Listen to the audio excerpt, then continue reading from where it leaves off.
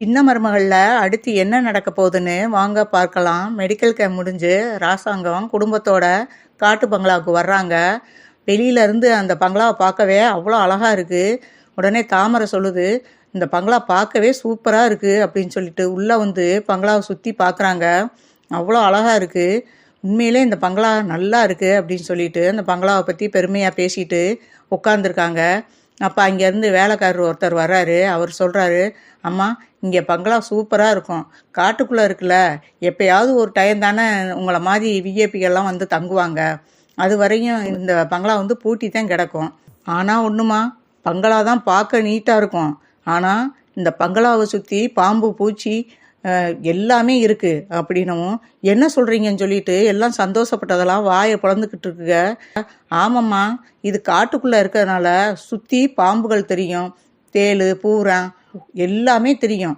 பூச்சிகள் வந்து விஷப்பூச்சிகள் வந்து இந்த பங்களாவை சுற்றி நிறைய இருக்கு. ஏன்னா இது பூட்டியே கிடக்கு. எப்பயாவது ஒரு சமயம் தான் உங்களை போல ஆளுக வர்றீங்க, வந்து 2-3 நாள் தங்குறீங்க, போயிடுறீங்க. அப்போ இந்த இடத்துல ஆளுகள் நடமாட்டம் இல்லாதனால இங்கே இருக்கும். ஆனால் நம்மளை ஒன்றும் செய்யாது. நம்ம வாட்டுக்க நம்ம வேலையை பார்த்தோம்னா அது வந்தாலும் வீட்டுக்குள்ளே வந்தாலும் நாங்கள் பிடிச்சி தூக்கி போட்டுருவோம் அப்படின்னு சொல்லவும், உடனே ஈஸ்வரி கேட்குது, என்ன வீட்டுக்குள்ளே வந்தால் பிடிச்சி தூக்கி போட்டுருவீங்களா, அடிக்கலாம் மாட்டிங்களா அப்படின்னு கேட்குறாப்புல. எதுக்குமா அடிக்கணும், நம்மளை மாதிரி அதுவும் ஒரு வாயிலா செய்வேன், தூக்கி வெளியே போட்டோம்னா அது வாட்டுக்க பொந்து இதுக்குள்ளே போயிட போகுது அப்படிங்கிறாப்புல. அசால்ட்டாக பேசிக்கிட்டு இருக்கவும் சாவித்திரி சொல்லுது, என்னது இங்கே பாம்பு பூரா பூச்சி எல்லாம் இருக்குமா, ஐயோ என்ன பண்ணுறது அப்படின்னு சொல்லிட்டு எல்லாம் பயப்படுதுங்க.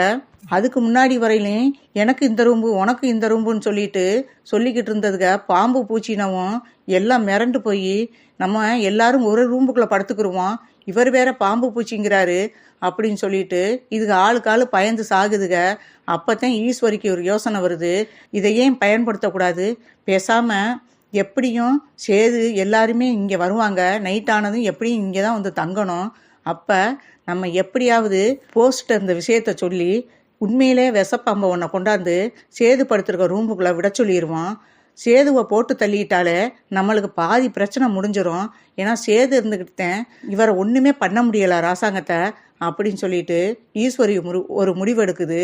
இதை எப்படியாவது நம்ம சொல்லணும். ஏன்னா இங்கே பாம்பு பூச்சி நடமாடுற இடம்னு நம்மளுக்கு தெரிஞ்சு போச்சு. இந்த நேரம் நம்ம உண்மையான விஷப்பாம்பை அவன் ரூம்புக்குள்ளே பிடிச்சி போட்டு தள்ளுனாலும் இயற்கையாக இங்கே காட்டு பங்களாவை சுற்றி பாம்பு இருக்குது, அதுதான் போட்டு தள்ளிருச்சுன்னு அவரும் நம்பிடுவார். நம்ம மேலே யாருக்கும் சந்தேகம் வராது.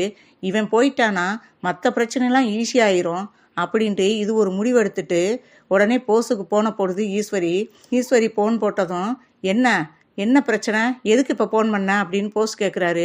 அடே உனக்கு ஒரு நல்ல விஷயமா தாண்டா பண்ணினேன் அப்படின்னும், என்ன விஷயம் அப்படின்னு சொல்லி, நானே ஏற்கனவே இந்த ராசாங்கத்தை போட்டு தள்ள முடியாமல் இருக்கேன், நீ வேற இந்த நேரத்தில் எதுக்கு ஃபோன் பண்ண அப்படின்னும், அதை சொல்லத்தாண்டா ஃபோன் பண்ணேன், இந்த காட்டு பங்களாவை சுற்றி நிறைய பாம்புகள் தெரியுதான், அதனால நீ யாரையாவது ஏற்பாடு பண்ணி உண்மையான விஷப்பாம்பை கொண்டாந்து சேது எந்த ரூமில் படுத்திருக்கான்னு உனக்கு ஃபோன் பண்ணி சொல்கிறேன், எப்படியும் நைட்டு கேம்ப்லேருந்து இங்கே வந்துடுவாங்க, வந்து படுக்கையில் விஷப்பாம்பை அவன் ரூமுக்குள்ளே விட்டுரு, அது போட்டு தள்ளிருச்சுன்னா இங்கே பாம்பு நடமாட்டம் அதிகமாக இருக்குன்னு சொல்கிறாங்க, அதனால நம்ம மேலே சந்தேகம் வராது, இயற்கையாக அவன் செத்தான்னு போயிடும், அவன் செத்துட்டானா ராசாங்கத்தை ஈஸியாக போட்டு தள்ளிடலாம்டா அப்படின்னவும், என்னம்மா சொல்கிறா உண்மையா அப்படின்னு போஸு கேட்குறாரு. ஆமாடா, நான் இப்போ தான்டா கேள்விப்பட்டேன், இந்த பங்களாவில் உள்ள வேலைக்கார ஆள் சொன்னார் அப்படின்னு சொல்லவும், அப்படியா, இதை உடனே பண்ணிடுறேன், அவன் எந்த ரூமில் தங்கியிருக்கான்னு மட்டும் எனக்கு ஃபோன் பண்ணு அப்படின்னு சொல்லவும், அதே மாதிரி சேது எல்லாரும் இங்கே வந்துடுறாங்க.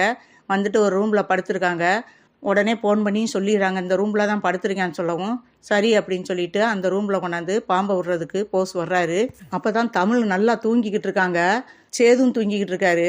அப்போ தமிழ் கனவுல வந்து சேது அம்மா கனவுல வர்றாங்க. கனவுல வந்துட்டு, தமிழ் உன் புருஷனுக்கு ஆபத்து, சேதுக்கு ஆபத்து, அதனால போய் அவனை காப்பாத்து அப்படின்னு சொல்லிட்டு கனவுல வந்து டப்புன்னு மறைஞ்சிடுறாங்க. தமிழ் வாரி சுட்டி எந்திரிக்கிறாங்க. எந்திரிச்சா 5 மணி தான் இருக்கும்.